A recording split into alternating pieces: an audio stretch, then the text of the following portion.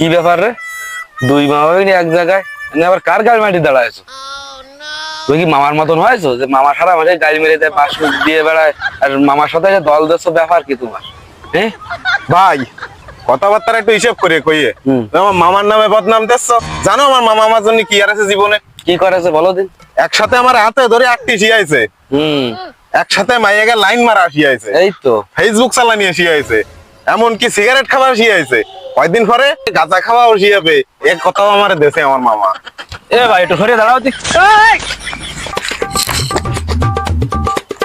কি ব্যাপার, বা মামা আমারে থাবা মারলো, আমি কি ভুল কিছু বললাম নাই?